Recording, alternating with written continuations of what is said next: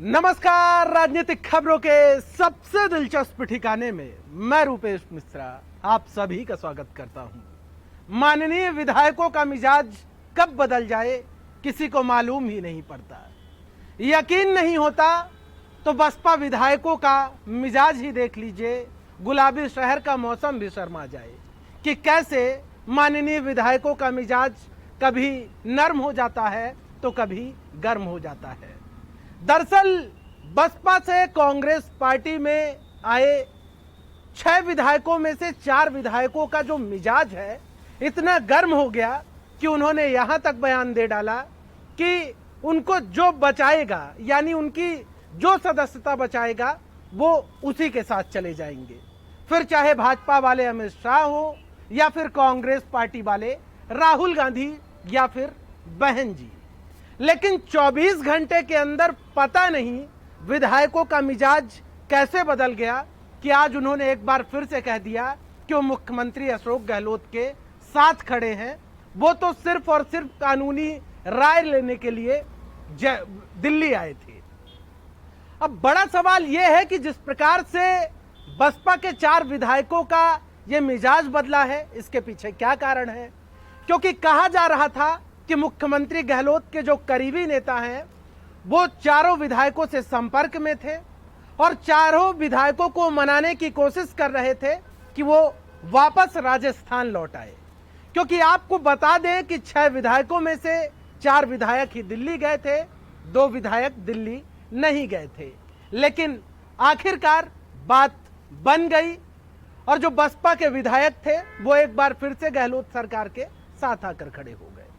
दरअसल सियासत का एक पहलू यह भी है, वहीं दूसरा पहलू यह है कि मध्य प्रदेश के पूर्व मुख्यमंत्री दिग्विजय सिंह आज राजधानी जयपुर पहुंचे और दिग्विजय सिंह के इस दौरे की खास बात यह रही कि उन्होंने राजस्थान के तमाम टॉप नेताओं से मुलाकात की, फिर चाहे वो मुख्यमंत्री अशोक गहलोत हो या फिर सचिन पायलट हो या फिर गोविंद सिंह डोटासरा हो या फिर डॉक्टर सीपी जोशी हो।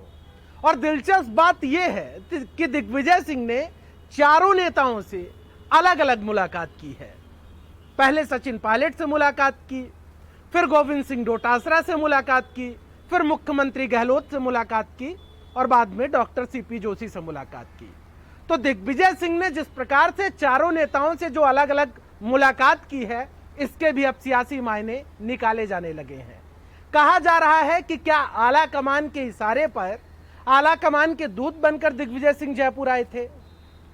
क्या उन्होंने पार्टी के अलग अलग नेताओं से मुलाकात करके सबका मन टटोलने की कोशिश की है?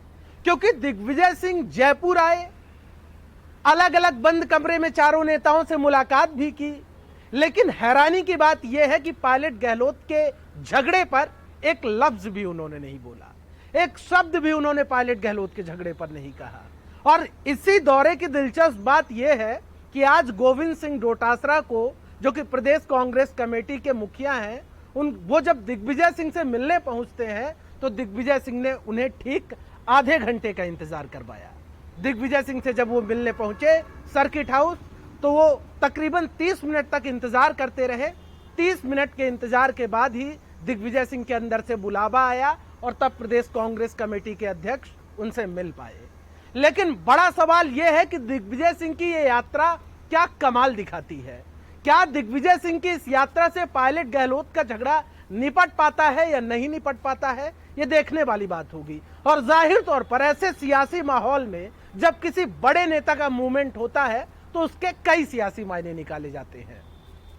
अब चलते चलते आपको एक पंजाब कांग्रेस की कलह से रूबरू करवा देते हैं। एक छोटी लेकिन सबसे अहम खबर है।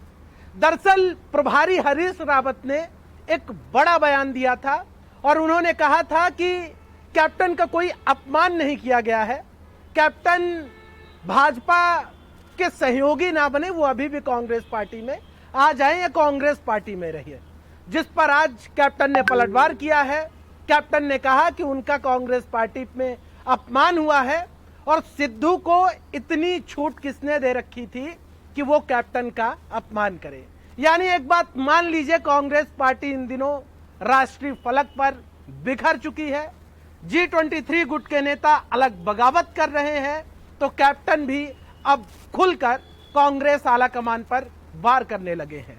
लिहाजा इन्हीं तमाम चुनौतियों के बीच यह देखना बेहद दिलचस्प होगा कि इस चुनौती से पार्टी पार कैसे पाती है। दोस्तों, कल फिर हाजिर होंगे सियासत की एक दिलचस्प खबर लेकर। तब तक के लिए नमस्कार।